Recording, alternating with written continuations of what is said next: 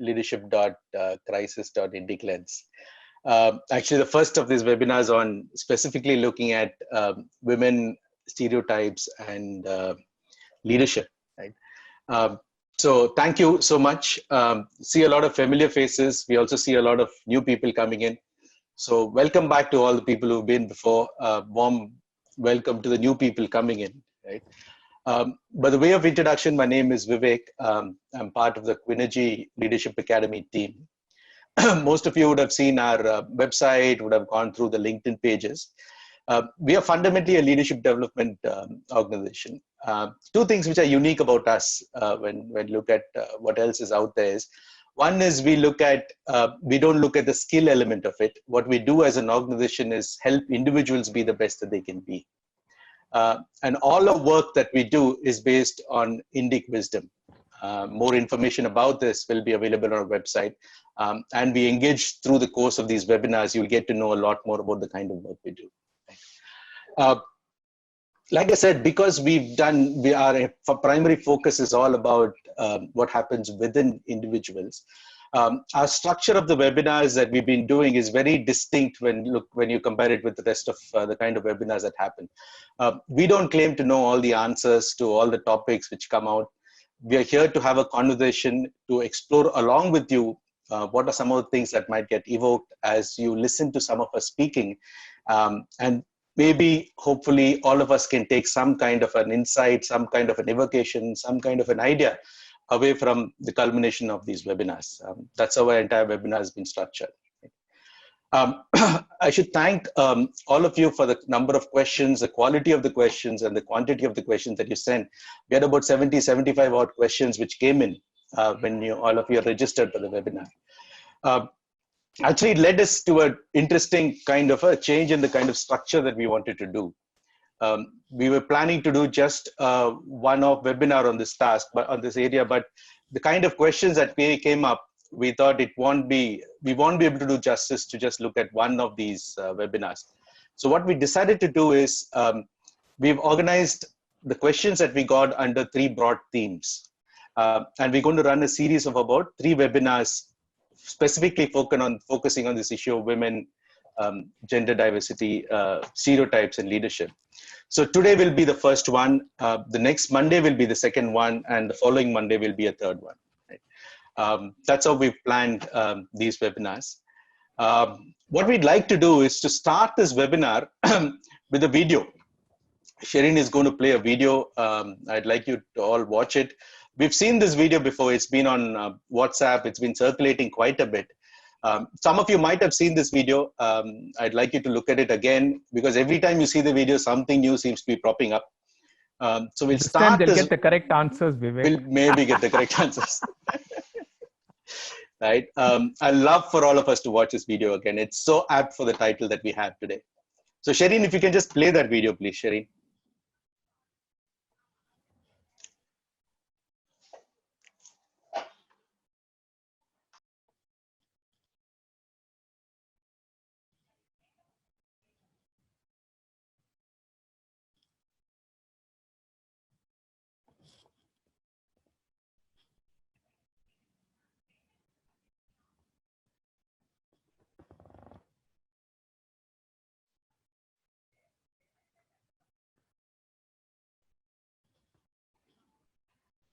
What happened?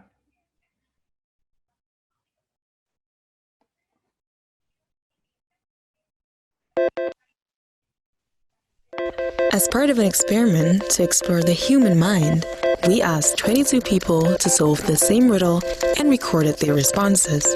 Feel free to participate also. Are you ready?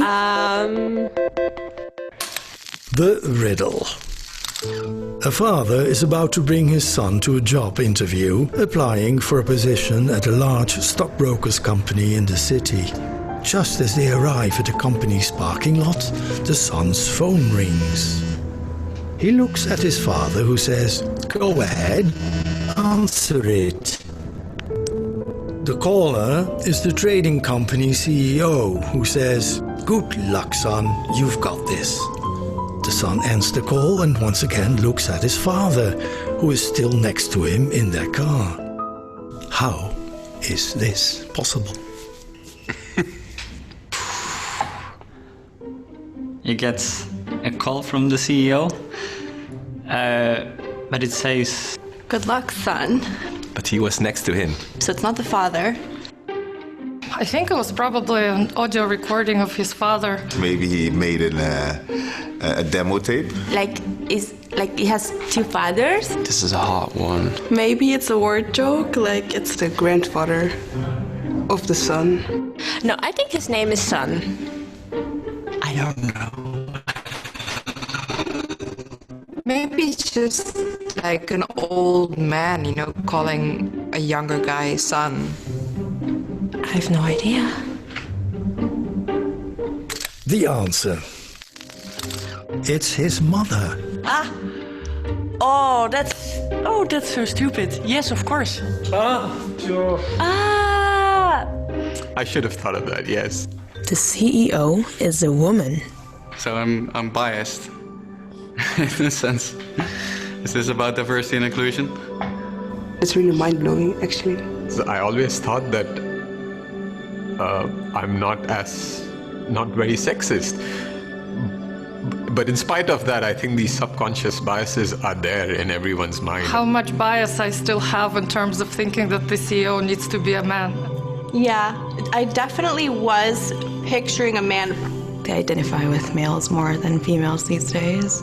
Why can't women also be CEOs or doctors or, right? When I think about a CEO or someone that's high positioned within a company, I mostly think of men. And it's a shame, I think. And it's so weird because I'm a CEO and I'm a woman. I want to be a CEO. Why didn't I think about that? Crap. I believe women can absolutely be CEOs, and that's definitely something that we should work on, especially when you're saying that so many people have been told this riddle and most people haven't gotten it.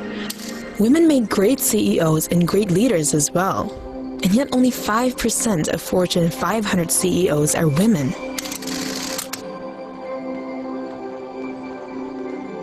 Let's change our mindset.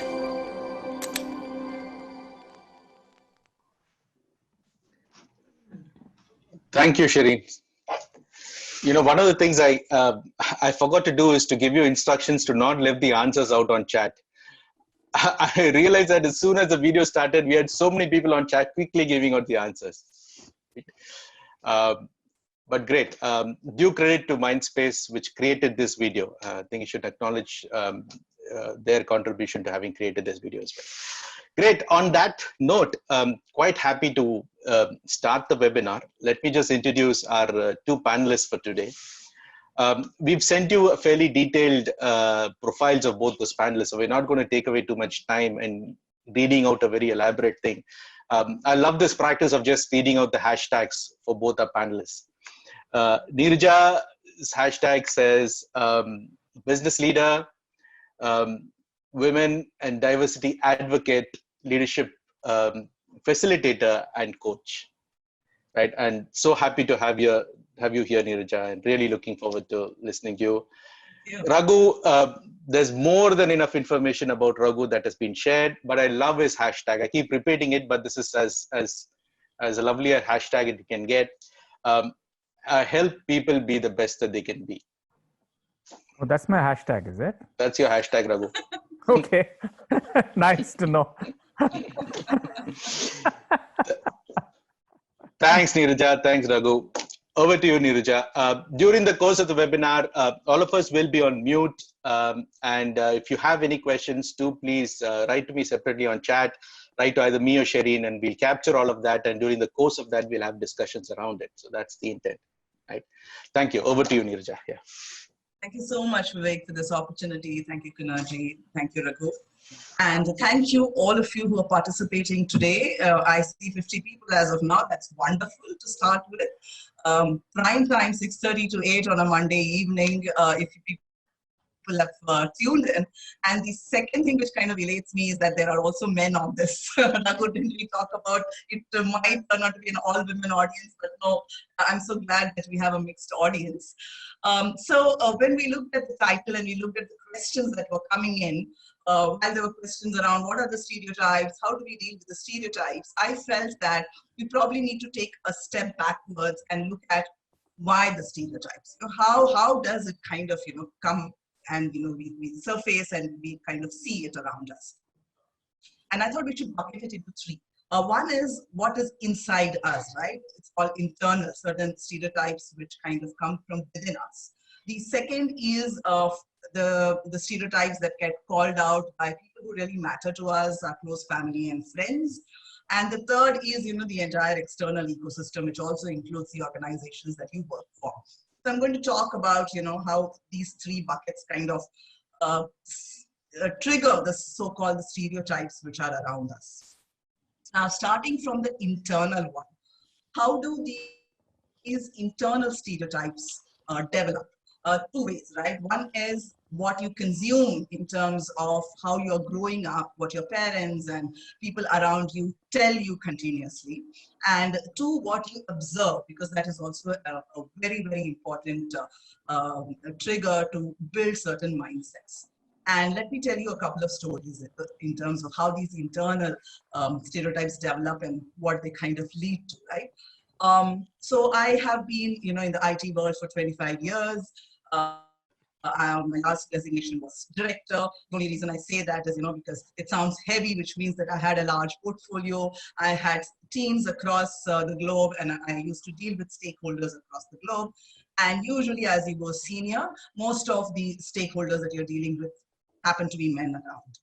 So during the big meetings, the strategy meetings, and most of the decision-making meetings, all of us do a lot of preparation. I also did.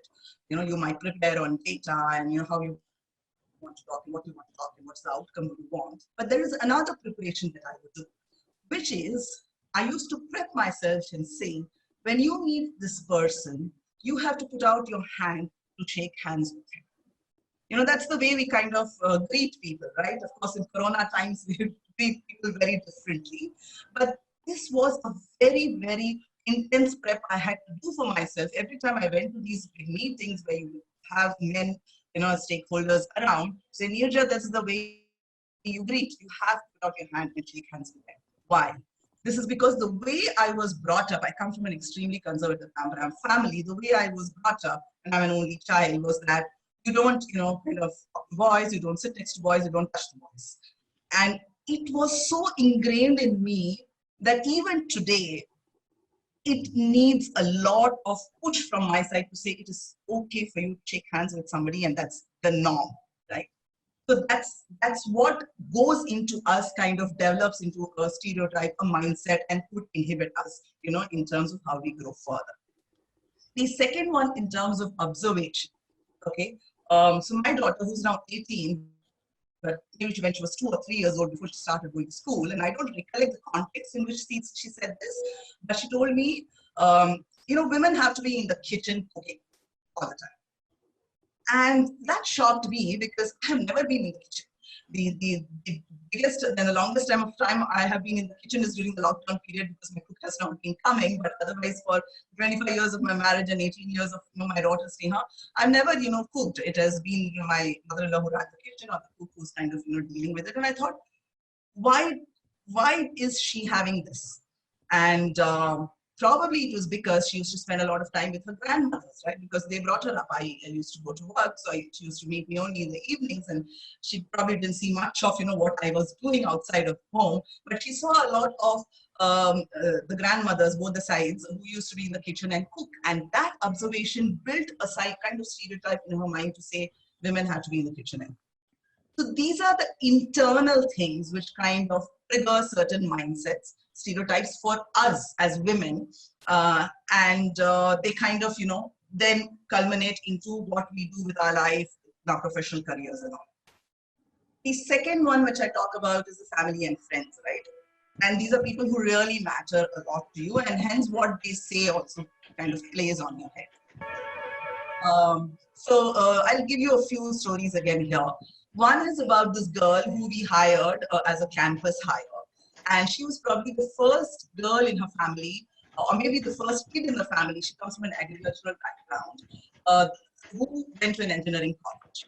And when placement time came, her dad told her that don't, go and join any of these IT companies because rather you go and, take a teaching job in a college.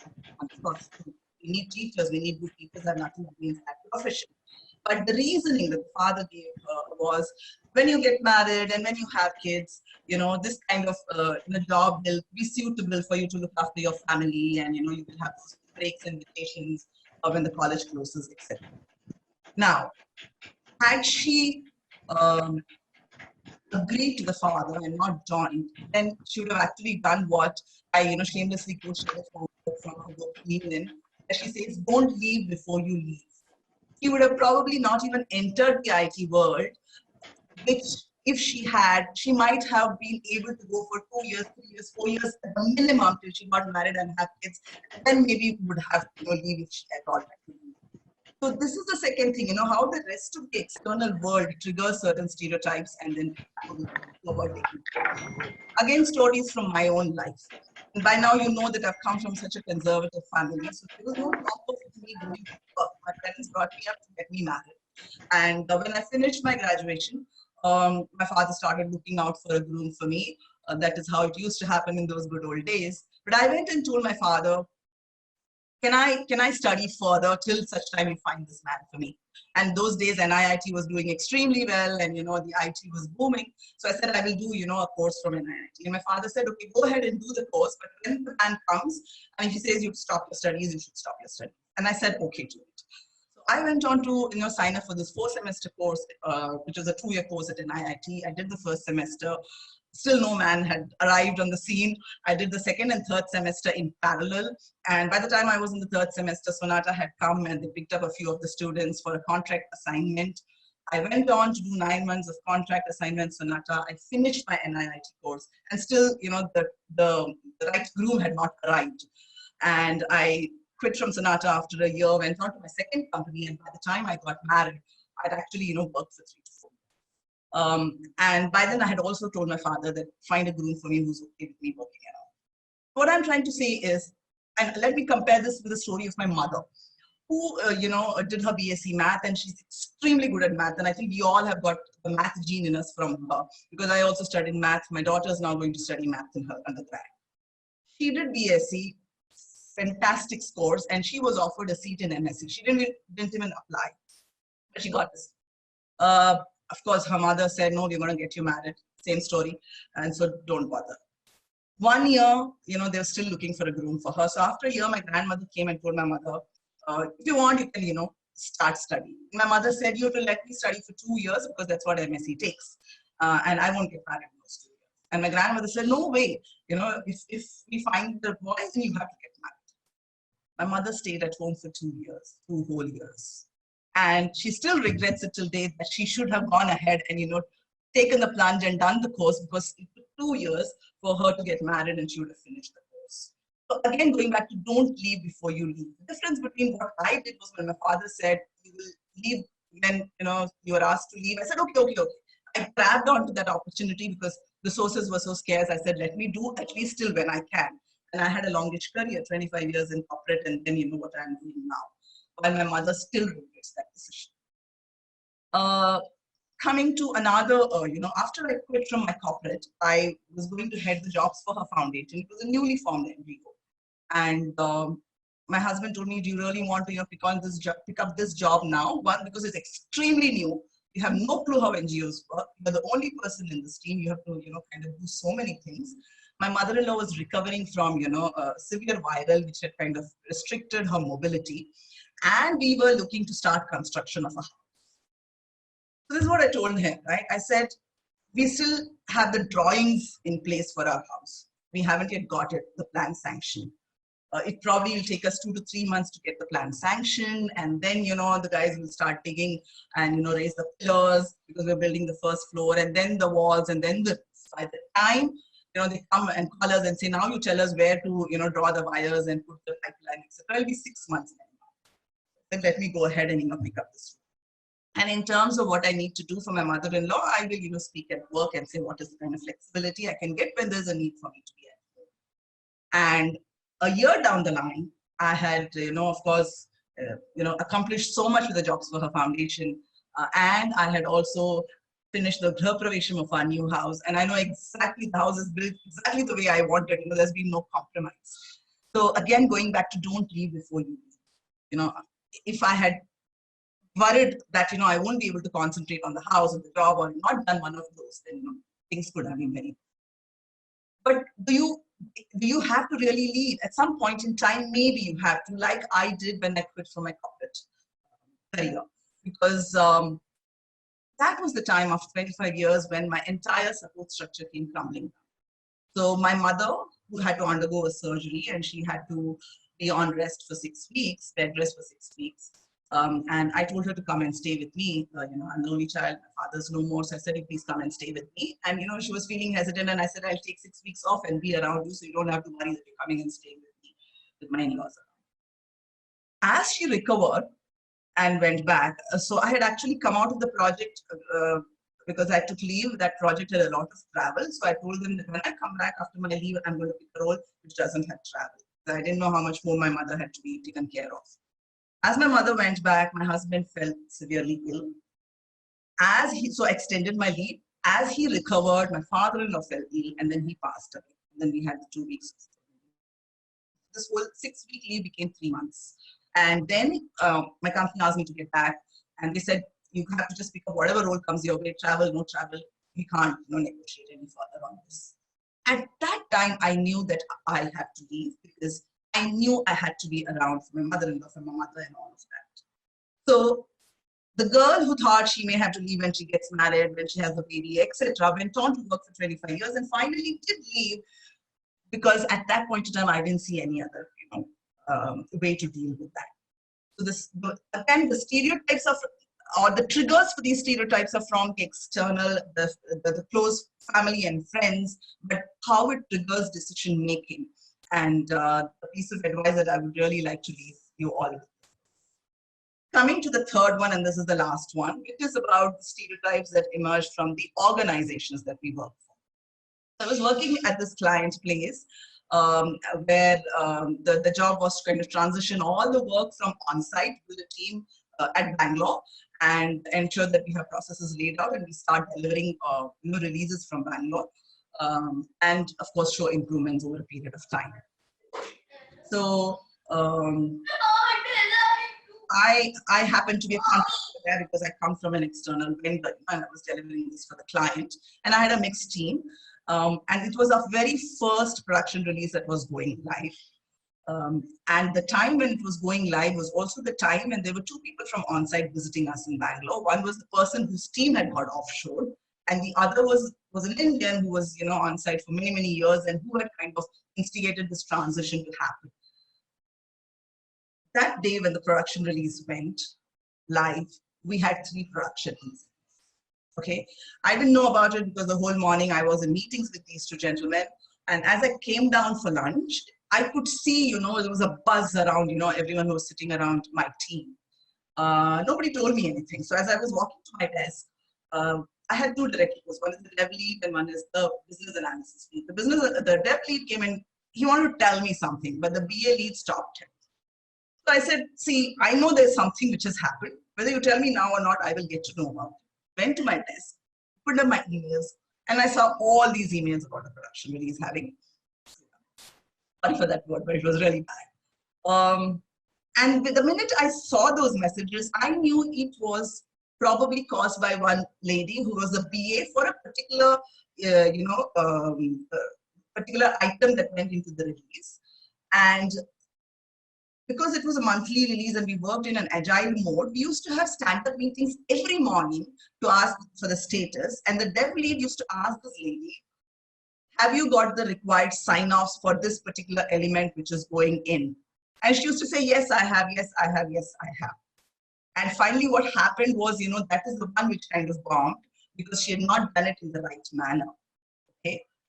So I sat there and I called my BA lead, my dev lead, and this girl to my desk to say, come, let's talk about it. But they wouldn't come.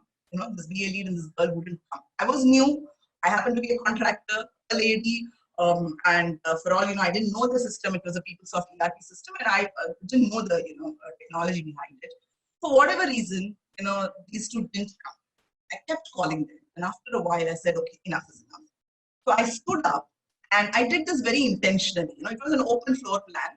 And I just raised my voice and I asked this girl, is this issue because of, what you were asked to do and you didn't do in terms of negotiating with the other, teams and getting a sign off? And she said, yes. But I was really loud because I intentionally loud because I wanted the rest of the team to know that, I know my stuff.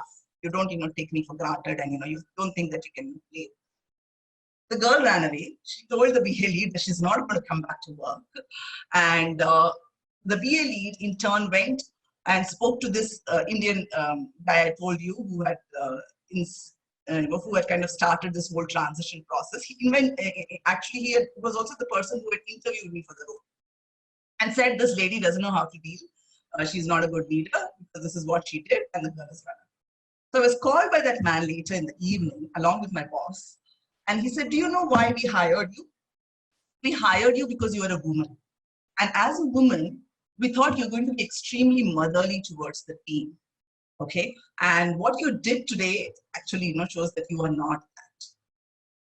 Well, me being me, despite the fact that I'm a contractor, I'm new and all of that, I said, there is a steering committee that happens every month, and I will have to present, what we did in this month in terms of the release to the steering committee, in which this man is also going to be there on the other side of the table. And I will have to say we had 3 production defects.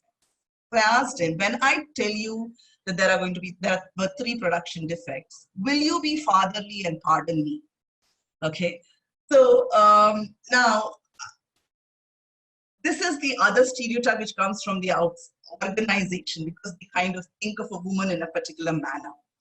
Recently, I read this book written by Apurva Purohit. It says Lady or the Boss, and there is a chapter called Stereotypes there. And this is where I realized that it was not his fault that she said we thought you will be motherly, because that is also a stereotype which many people in organizations have about a woman. So she talks about 4 types of stereotypes. I'm not going to talk about that. But that a woman is considered motherly and they expect her to behave in a caring fashion for the team is a stereotype that is carried. And so I pardoned this man finally after reading the book, saying that it was not his fault, but because that's how, people kind of think about women. So to kind of, end my talk and my stories, this is what I want to say is, before we talk about stereotypes, how to deal with them, I think one has to reflect upon where this is coming. Is it internal? Is it from our family and friends, or is it external? And that's when we will be able to cope and deal with it. Like, for example, I knew very well that I have an issue with shaking hands, and so I used to prep myself up.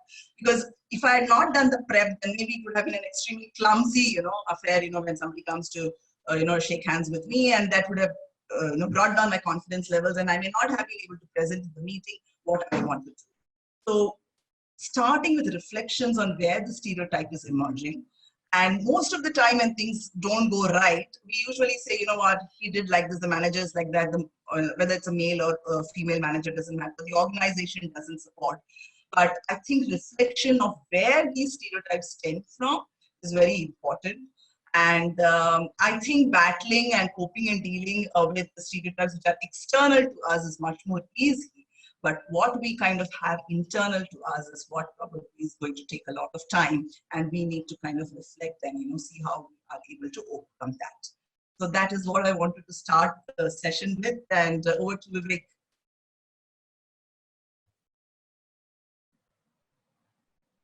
Thanks, Neeraja.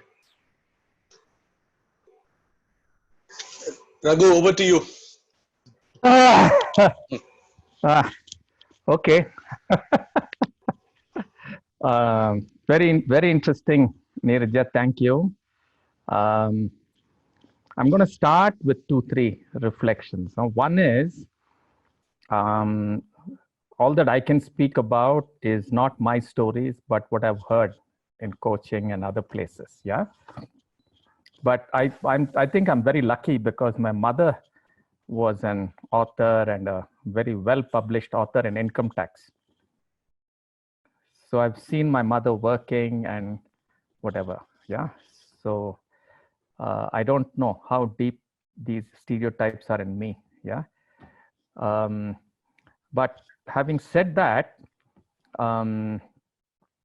See, there are 2-3 ways of approaching the issues that you're talking about. And I've heard almost every one of the stories in different ways from many women. Yeah. Now, one of the things that I'm convinced of is it's very difficult to work with things at the level of stereotypes. Okay.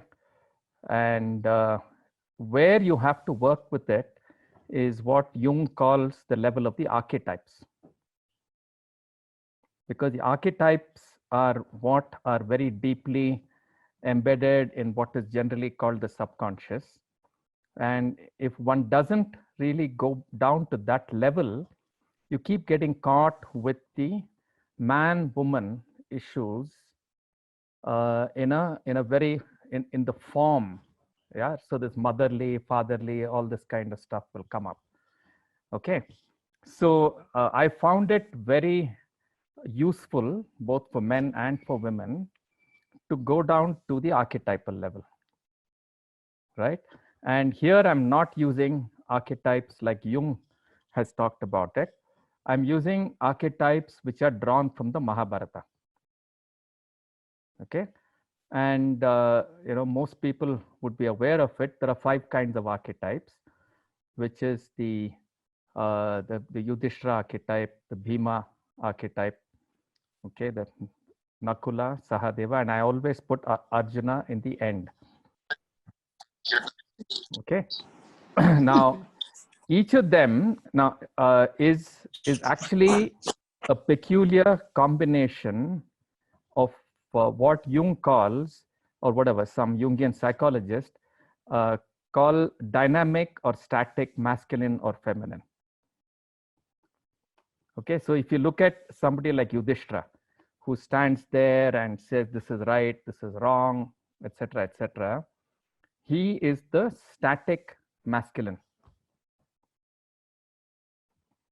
Yeah, and then you have somebody like Bhima. Okay, now, interestingly, in my understanding, Bhima is a dynamic feminine. There's a lot of passion, lot of energy, and mostly when niches become small, the person who instigates the movement is the mother figure and not the father figure. It's a dynamic feminine there. Okay, the static feminine is a Nakula, who creates this infrastructure, who creates the context in which other people can work and succeed. And then you have the Sahadeva archetype, which is the dynamic male, where there's a lot of experimentation, there's a lot of action, which is held very internally in the intellect, in a sense, but innovating, that sort of a thing. And the most important figure here, in a sense, is Arjuna, because he's a half man, half woman. Yeah, it's very interesting that all the most important heroes, including some of the gods in the Indian context, are all half men, half women. So Shiva is Ardhanari, Vishnu is actually half woman, and so on. So there is a very interesting way in which you can look at all of these, and you find that men who have Nakula characteristics, for example, which is a static woman, which is normally associated with women and femininity, have the same problems that in some form or the other that you spoke about, Neeraja. Okay, so to understand how this is happening, one has to look at this entire mindset, which has got a strange and I think distorted idea of heroism. Okay, so when I listened to you and when I looked at it, I said, wow, man, here is somebody who is shown all 5 archetypes.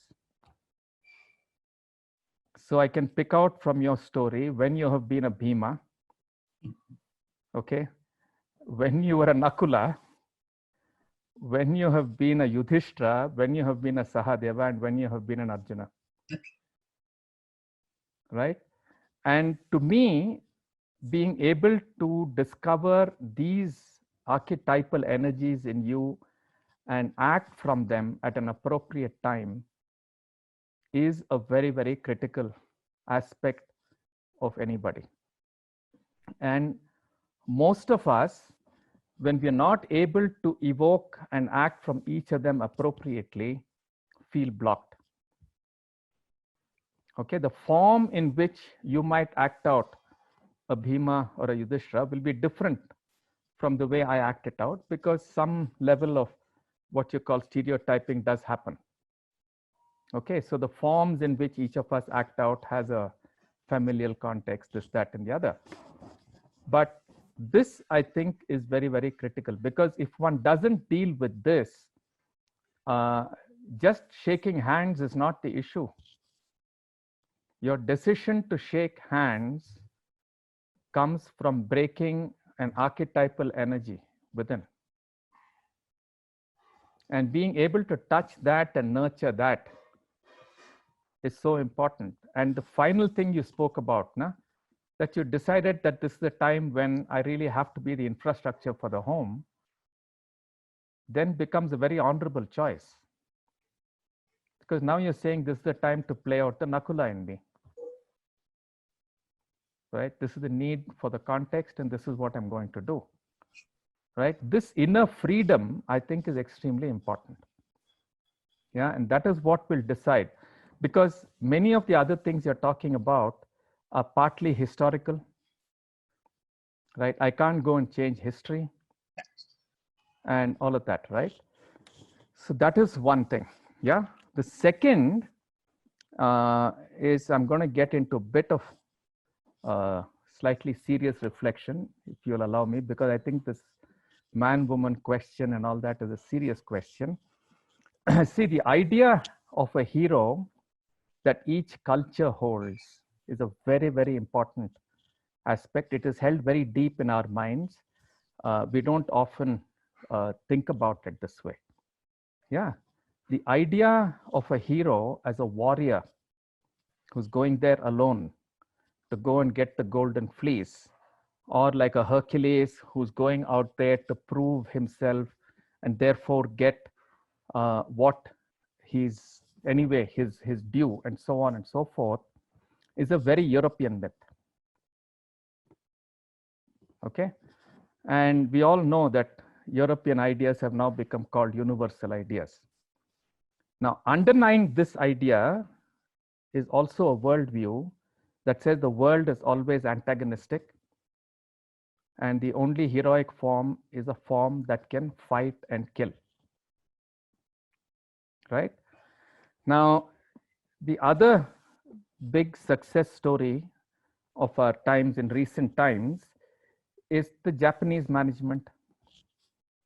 And the Japanese management, the samurai is the hero.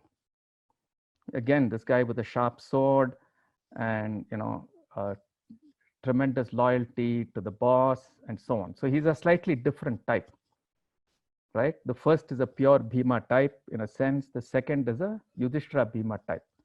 Lot of discipline, lot of energy and so on. But they're all warrior types. Yeah. The hero in the Indian context is the householder.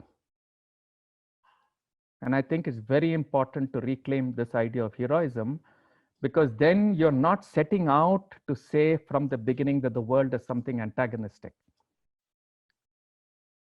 Yeah.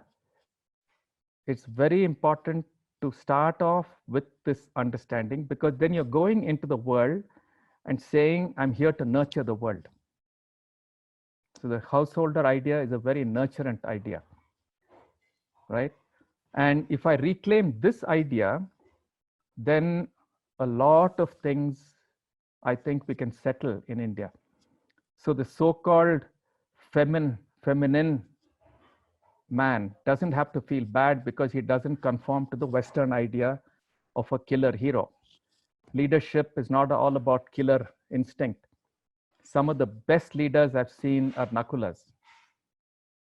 So their team members love them because they're so supportive and nurturant. right? Many of them, especially in today's world, are Sahadevas because they know math.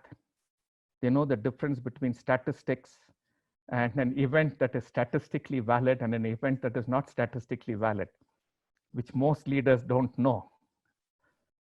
Yeah, so there's several things like this where if you really internalize new frameworks to look at oneself, one can deal with the stereotypical contexts much more easily than fighting with the stereotype itself. Yeah, so these are some of the things that we can reflect through. Yeah, so I just thought I'd leave you people with this when you look at and see what has got triggered off in you through listening to Neeraja. Thanks, Raghu. Yeah. So what we'd like to do right now, and I think from what we've set out from the theme for the initial part of the conversation has been covered extensively by Neeraja and Raghu. But what we'd like to do right now is we've broken you up into small breakout rooms. So Shireen will send you instructions through Zoom. We'd like you to go into your respective breakout rooms and look at 3 questions that we'd like you to explore within your smaller group breakout rooms, right? One question is there something that got evoked in you when you were listening to both Raghu and Neeraja speak? Is there some insight that you gathered through this conversation? Is there a question that popped up for you that you'd like to explore further? Right? We'd like you to do it in smaller groups. You'll have about 10 to 12 minutes. At the end of 12 minutes, we'll come back into the larger group.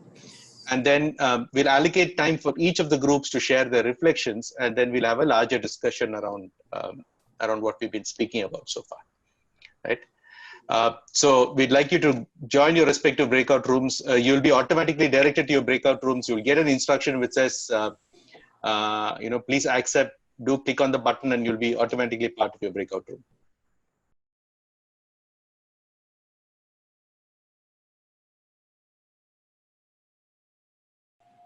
Good, I think everybody's back.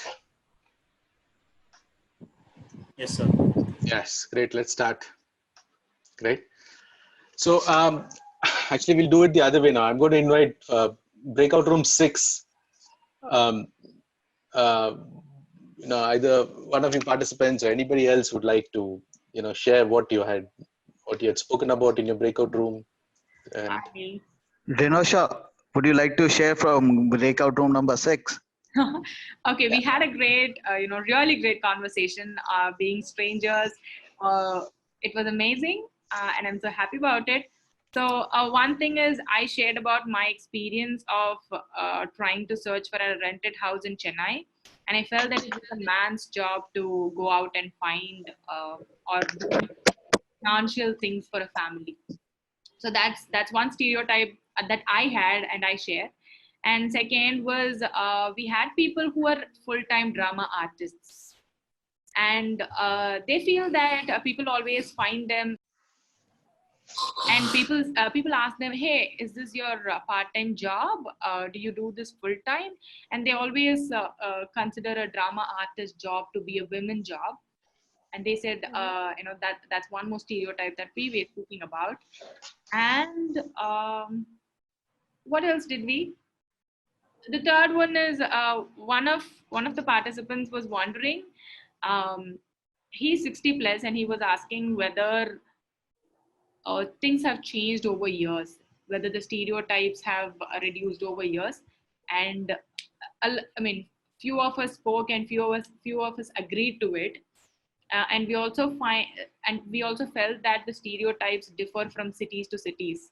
The stereotypes are lesser in metropolitans and it is still static, or it's kind of very hard to be developed or broken in towns and villages. I think that's the summary. Sure. I'm happy to hear this, yeah. The stereotype a few years back was that all actors are men. So we've moved from there. That's a common question to us whenever we travel. They are like, oh, this is a full-time job. oh, do you get paid for it? Oh, this must be just your hobby. So that's a very common question that we get to hear. And in fact, when we work with schools also, though, the question is, oh, you are a male. How come you are working in a school? Teacher should be female. Correct. So teacher. What's wrong with you? Teacher is female. Correct. And sir is sir. Yeah, teacher cannot be a male. Yeah. A female should be in HR. That is another stereotype. So things, those points arise in a group. Sure. And also, I'm a knowledge seeker, and I'm a Sahadeva. And back in college, I was living in a girls' hostel, and all the girls would say, "Hey, this girl is boyish. She always wants to read books." And when you said Sahadeva is a dynamic male, I was so surprised. Oh my God! Now I know why they call me a male figure. So thanks for that. Sure, super. Any reflections on the archetype versus stereotype? Anything that your group, anything that touch? Anybody else on the group is welcome to share as well.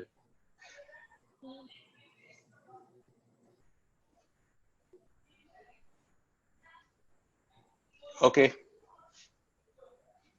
Yeah, this is Lakshmi here. Yeah, Lakshmi. Please go ahead. Yeah.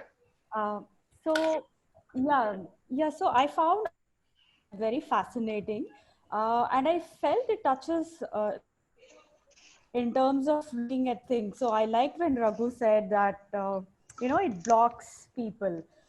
So I think stereotype is still at a very superficial level. I think archetype goes much deeper, and I think in archetypes, I think a lot of puzzles get solved over there. Biggest takeaway today. Thank you. Thanks, Lakshmi. Thanks for sharing. Okay. Anybody else from group 6 would like to share? If not, we can move to group 5.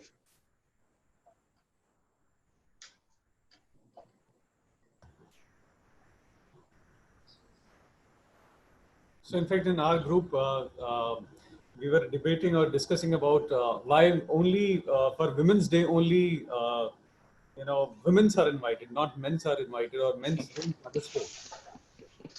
Why? So these are some questions which were there. And of course, I personally connected with the very unique archetypes of Mahabharata, looking at feminine side is always present, whether it's a Vishnu or whether it's a Shiva, or we said, Arjuna also.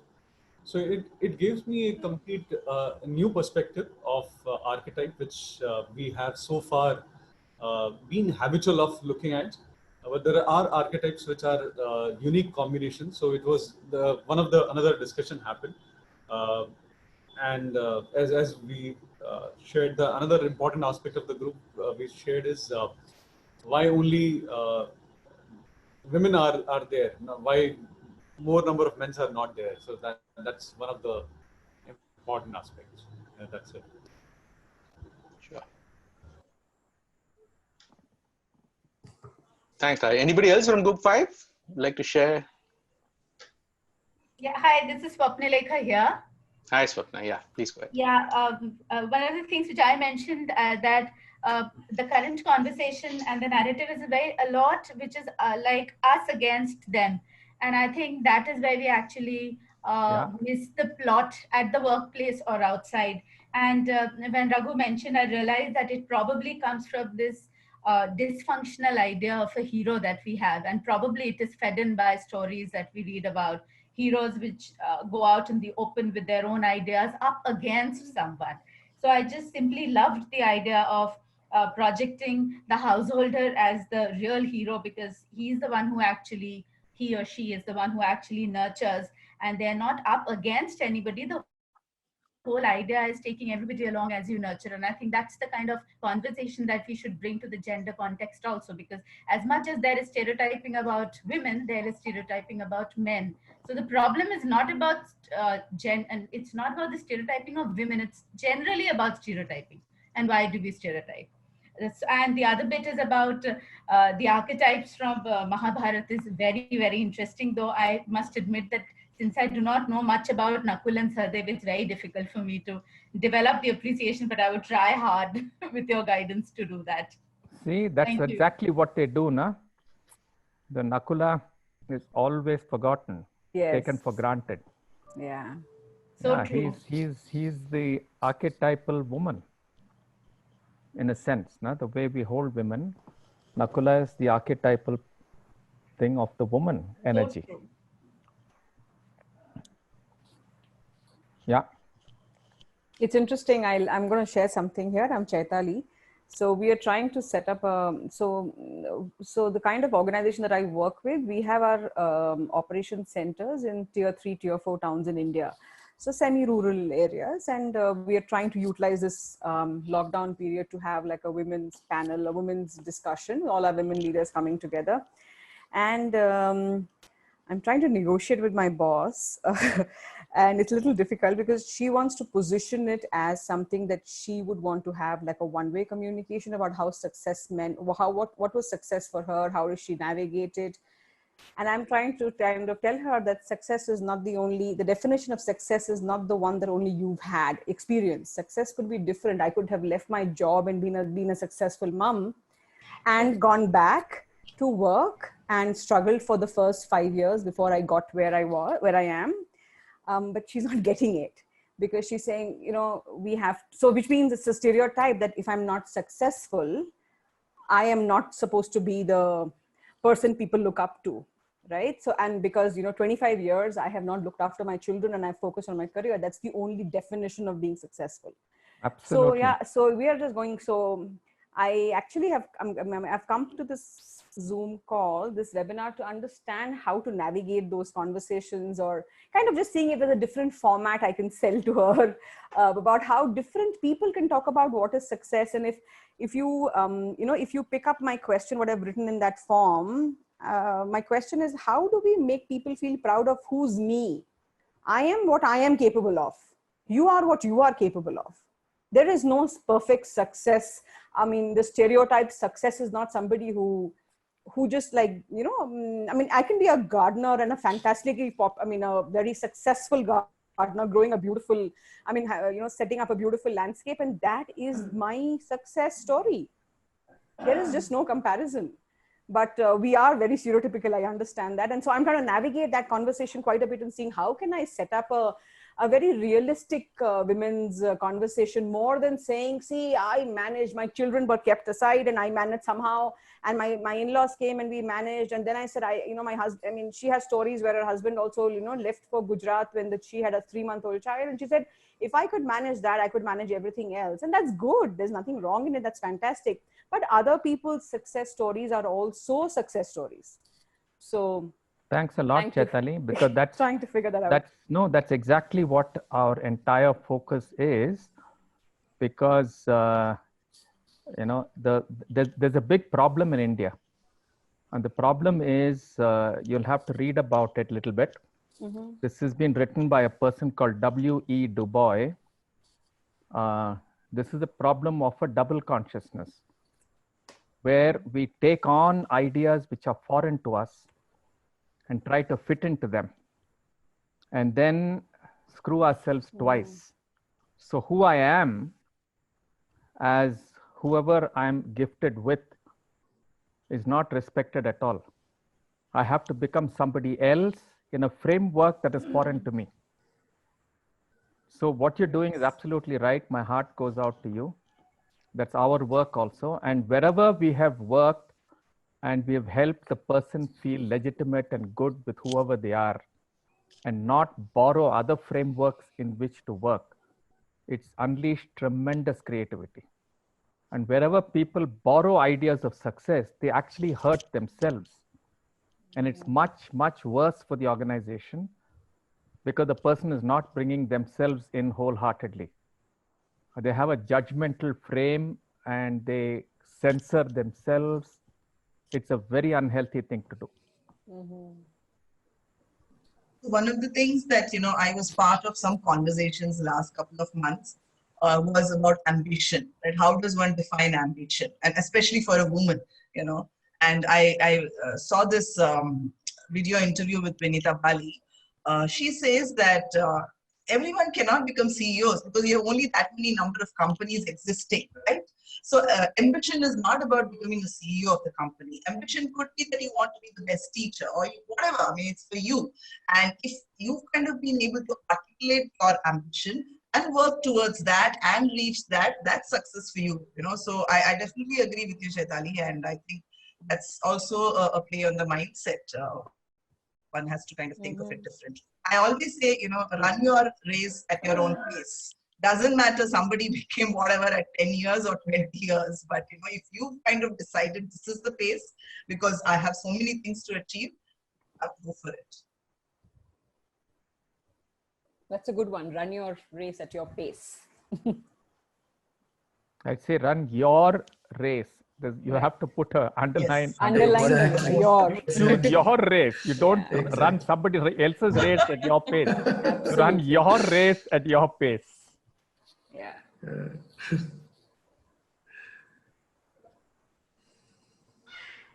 Hi, I'm Satheesh here.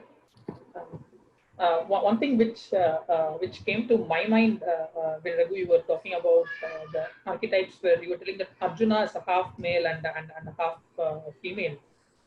When I took the test for the Zoom, my dominant archetype was Arjuna, and it was such a difficult thing to even explain people that you also have a feminine characteristic.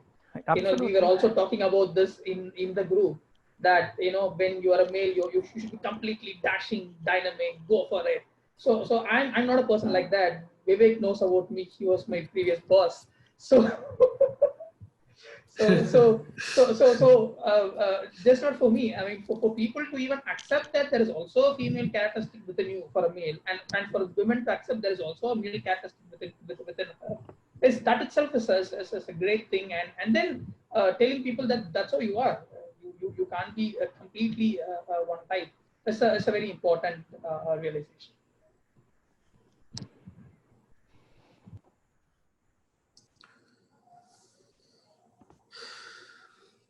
I have something to share. I'm just having a little bit of a trouble in sequencing my thoughts because too many things are coming up and emerging.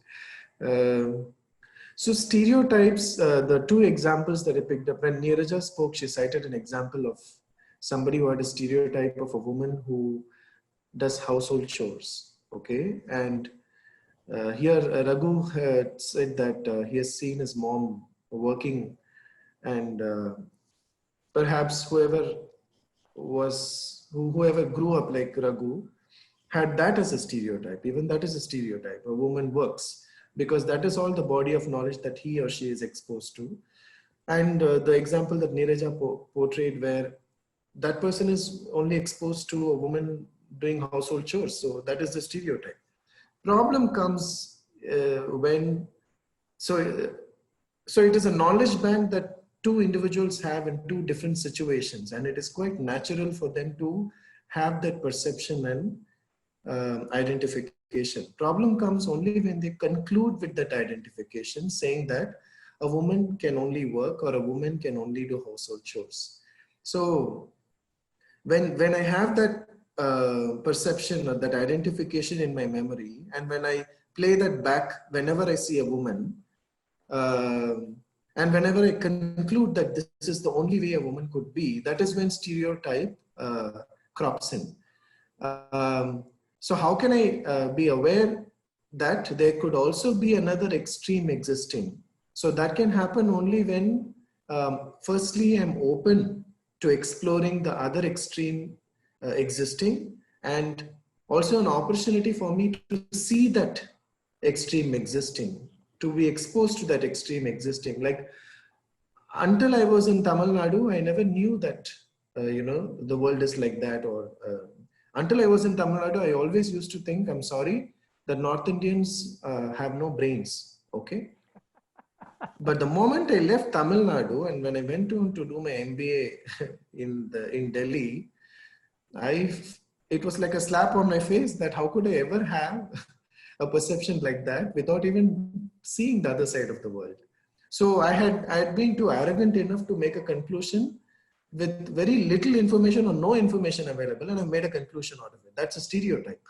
The moment I went there, I got exposed to different body of knowledge and different kind of people. Then it kind of struck to me that it is such a juvenile and immature conclusion that I've made upon North Indians in that example, you know.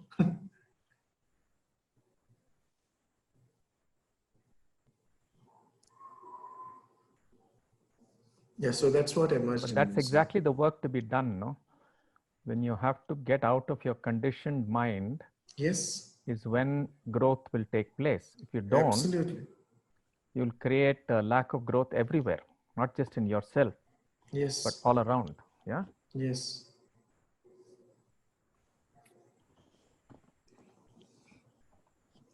So you know, the video that was played at the beginning of this session, I had seen it before, you know, Vivek showed it to me today, and I couldn't get it, right? And it came in a WhatsApp group which had all very senior women leaders, and majority of us couldn't get it. Today I was showing it to my daughter. Now she's 18, and of course she thinks very differently now than the 3-year-old. It was my daughter who said women have to be in the kitchen, right? She didn't get it. So it is, I think I don't know if it's a stereotype or a bias. I think there is a thin line. And I definitely agree that, you know, it is the conditioning of whatever has gone into your head because of what people have told you and what you have observed and seen, which kind of, you know, comes out in a particular manner. So it's absolutely important for us to reflect, and that's where I think the archetypal, you know, discussions come through. Hello, Neeraja ma'am. It's me, Ranjita here. I feel sometimes that we are becoming more judgmental. It's not just a perception. It's more about judgmental. You know, the moment we think, the moment we perceive, we conclude and we give our own judgment. And this is what exactly it is. That is where exactly I sometimes feel that, you know, we are becoming more judgmental towards the one particular gender, whether that is men or women. That is what I feel most of the times. I wanted to tell you, I am actually a professor.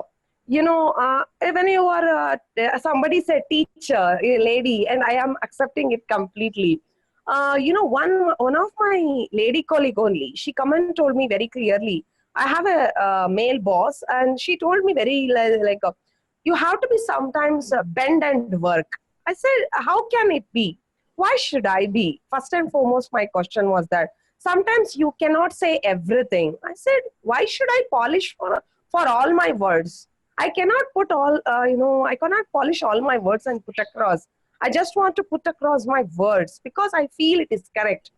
Because that lady felt that she herself have judged that we should be like this.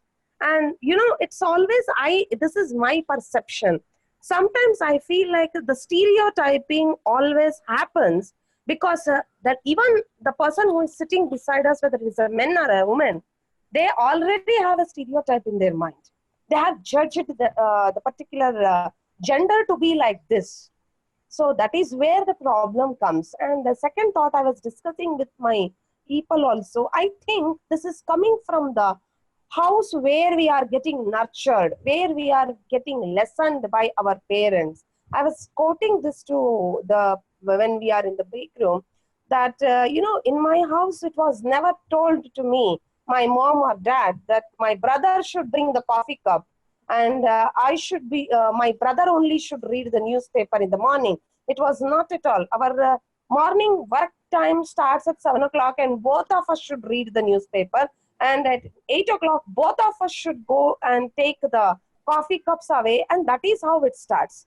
So I feel, first and foremost, how we get nurtured or lessoned in the house. And second thing is that, most importantly, we should not come into judgment or conclusion at once. The moment we see this is how it should be, the moment we see a person, we should not be coming to the judgmental that we have to behave like that to the person. I feel this is what I am having about stereotyping. It always happens in the workplace, my thought process. It never happens in the work front. Even in my mother-in-law's house, It is not there. I always thinking today that it only happens in the work front, not in the home You're front. so lucky. Oh my God, you're so lucky, Ranjita. I know, I feel it, sir. I feel it is that way, you know. After having around working in 3-4 organizations, I always think like, my mother-in-law will ask, why you should be like that? Tell him that you cannot come because your daughter is having some, your daughter is not well. Why you have to think? That is how she tells me. You have to go and speak out. I feel workplace is more having the stereotyping issues than the home front today. And the reason behind it that those people are not having the proper nurturing lesson from the home front. That is what my view.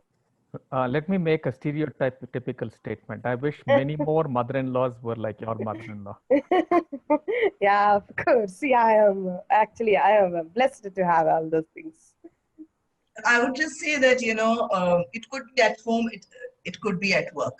And all of us have had varied experiences, both at home and work, despite the fact that, you may have a mother-in-law who's very supportive, and you may have a husband who's very supportive. There could have been, a particular situation when, things didn't go as you expected it to, because this was the perception you had of your partner or whoever at workplace, right? So definitely agree. It stems from the way you're brought up, but there is also something which is perception, and that perception is not only because of how they've been brought up. The perception is how the person has seen you, and I'll give you an example here without taking too much time. So when my daughter was born, I was very clear that I was going to work only from 9 to 6, and I was not going to do anything beyond 6. So I took on projects and responsibilities which I could complete by 6 o'clock and go home to be with her in the evenings. And that continued, till she was 3 or 4 years old, I think. And after that, I said, okay, now I can, take on bigger, larger roles which need me to stay beyond 6 or, travel and things like that. So I told you, right, my daughter is 18 now, and this was a situation when probably she was 4. So 14 years have gone by. There was an individual who used to be very senior in that organization at that point in time, and then he went on to become the MD, and now he started something of his own. And when he launched this company of his own, he invited a lot of people from his earlier organizations to that launch. I didn't get invited, okay? And we happened to meet him with another set of friends, and we were conversing, and somebody said, hey, why did you invite Neeraja for that? You know what he said? He said, I thought Neeraja never comes to any, parties, get-togethers after 6 o'clock. So that's a perception this person has, not because he's seen women like that, but because he's seen the Neeraja at that point in time, and he's carried it for 14 years. And now things have changed, but that perception has not gone away. So there are a lot of things, which kind of build this.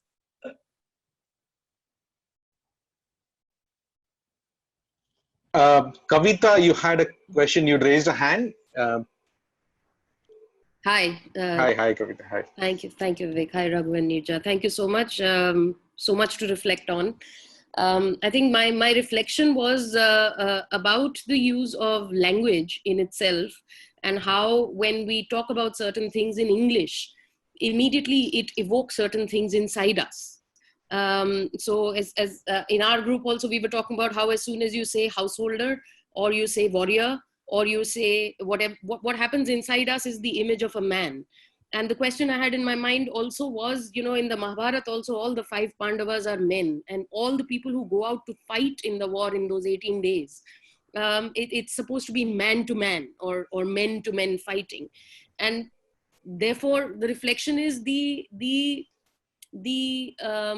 part that language as well as stories play in what Neeraja, you had said, the internal part of the stereotype. Are we even aware at times that we are conforming to a stereotype? Often we are not. Often I am not. Let me speak for myself. That if a word evokes a gender-based image in my mind, I'm not even sure that I am conforming to something that I have grown up with, and whether that's something. So I think the question was, so this was the reflection. The question was, is there something we can constantly ask ourselves or reflect on for each one of us to encourage ourselves to be far more open and to question these archetypes or the use of stereotypes within ourselves and reflect on them on a more active level. See, Kavita, the archetypes and stereotypes are not same at all. They're not synonyms. Okay, archetypes are energies, stereotype is the form. That's why we are talking about archetypal energies. The moment you can think in terms of archetypal energies, you get beyond all these gender stereotypes and form stereotypes.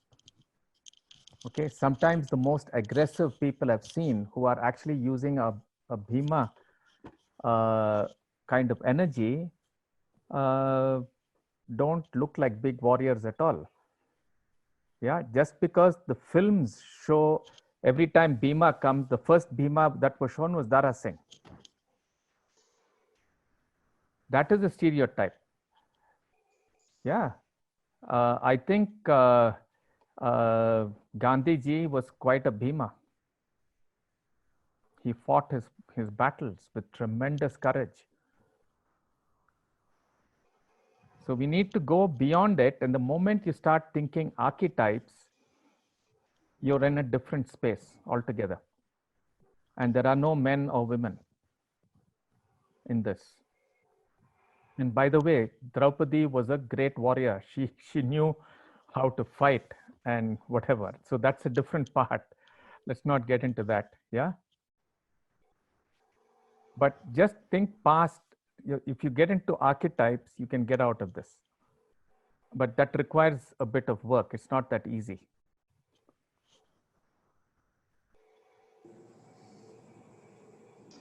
Hey, this is Guna here. So my question was something very related to what you just said, because how easy it is for me to get out of that, because, you know, consciously for me to see whether it is the stereotype or the archetype of understanding that I am playing out at any point in time, how easy it is going to be, and how do we consciously exercise it in our interactions day in and day out, you know, so how easy or difficult is that going to be, and how do we get this? No, it is a practice, yeah. You have to first of all be sensitized to this, and secondly, like Neeraja was saying, you have to get out of conditioned thinking and so on. It's a process. It doesn't just happen the snap of your fingers, because it's your stereotypes have been drilled into you 30, 40 years, no? They don't get out that easily. Yeah. So you have to learn how to work with these things. Okay.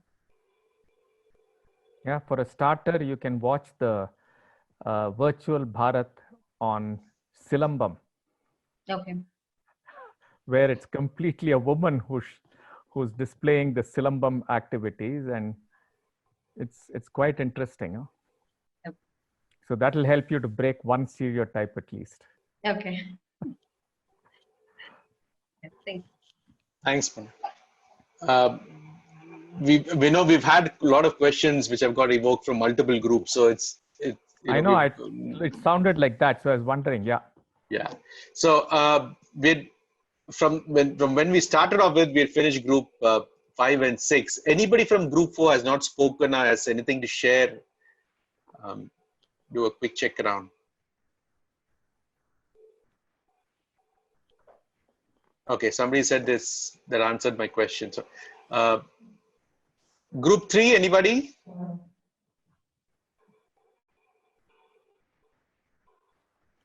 It's open. Group 2, group 1, anybody else?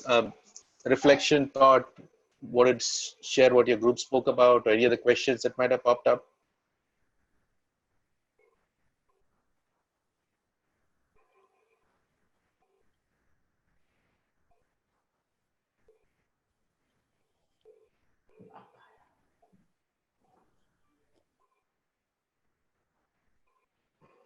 Great. That doesn't. I think most of us have shared Neeraja, any thoughts from you to hear anything else that you want to share? No, I think it was very powerful as somebody kind of, made a concluding statement on the chat to say that, archetypes versus stereotypes. And though I didn't know that terminology, I started by saying, internal and, external. So I think, that's where, both of them meet. And it is absolutely important. If we want to move on, it is absolutely important for us to reflect and, see where we fall. Not as because I think we fall based on circumstances, we fall based on, what's going around us. So it's important for us to know all of that.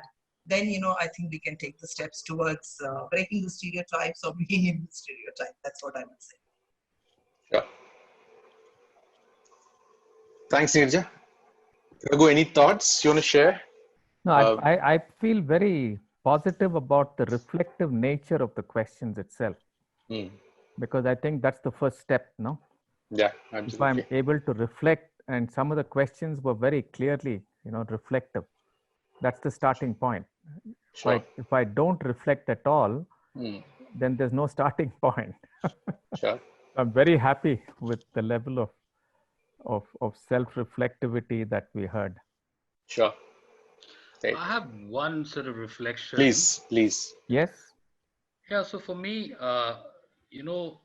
this call to kind of move beyond stereotypes and move towards archetypes is really kind of a call to move beyond, this whole symbol of that gender entails, and to kind of touch a more kind of human space where you're human and you're not so much a gender and you're neither a man or a woman and all that. Absolutely. And that also, I feel, meaning calls for a certain amount of courage and sort of and a letting go of many things historically that you maybe holding on to. There could be historical rage, for instance. Okay. Absolutely. So you have to kind of work through all that and let all that go and allow and touch that kind of space, from where then you're able to kind of play all these different kind of propensities. Absolutely. So that's quite a journey. Yeah. It is a journey, but you got to get started off, no? Yeah. And the first level of starting off is just the self-reflection. Yeah. Right. And I'm hoping once the self-reflection bug has caught you, you will walk that path. There's no way. Yeah. There's no way you can con yourself anymore. Yeah. Ahmed, when you said about the gender identification, I'm just reminded of what Sadhguru usually says is, he jocularly says that whether you're a male or a female, it only is required in two places, one in the toilet and one in the bedroom. That's it. Rest of the other places, you don't have to carry a gender in your mind. Yeah. Actually, if you carry the gender too far into the bedroom, you're in problem also, man. If you have to be in love, you can't be holding on to the gender anywhere. Yeah. The toilet is fine, but elsewhere, if you hold on to this, you're in deep trouble. Sure. Lovely. Thanks, Chandru. Sure. Thanks, Vivek. Yeah. Thanks, Ahmed. Thanks. Thank you. Yeah, we're close to our scheduled time. We've just actually 4 or 5 minutes short the time. So thank you so much to all the participants. Thank you so much for taking the time off and being with us. Couple of thoughts I thought I should leave you with. We started the webinar with Neeraja sharing her own experiences, her own stories about how she worked with stereotypes as an individual in the families and in societies, and then into organizations, her own experiences. One of the things I think that happened after her sharing was the fact that she pretty much touched all of those archetypes during her journey. And that's one of the things that came out very well. Raghu spoke about the need for us to work at the level of archetypes and archetypal energies and not so much at the level of stereotypes. We also spoke about the concepts of dynamic and static masculinity and femininity using the Pandava profiles and the characters from the Pandavas, from the Mahabharatas. For some of you who have not been able to go online and do a quick quiz, there are 5 questions which we put up on our website. Do go online and complete those 5 questions, and it will give you an indicative thing of what kind of Pandava archetype you're most likely have a dominant side to. It's a very interesting kind of a thing. It's quick. It won't take you more than 10-15 minutes. And do reach out to us if you'd like to have a further conversation around this. We'll be quite happy to have a chat with you.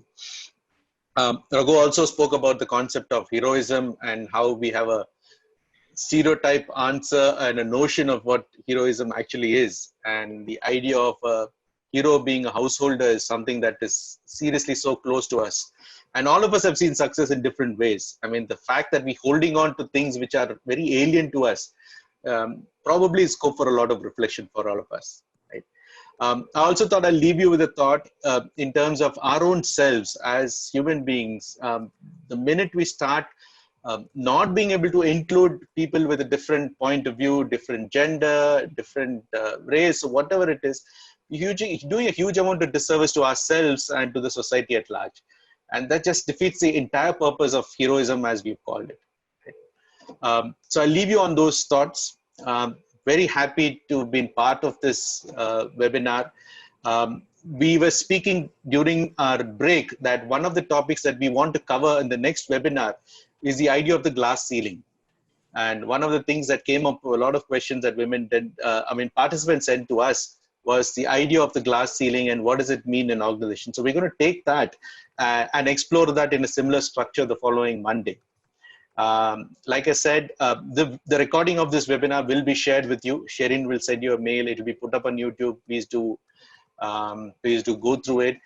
Continue to talk to us. Continue to write to us if you have any questions, any suggestions. Be quite happy to work with you. Thank you so much. It's been an absolute pleasure. Thanks, Neeraja. Thank you so much, Raghu. Thank you. Thank you. Thank you very much. Thank you. Thanks. Good night. Thank you. Good night. Bye.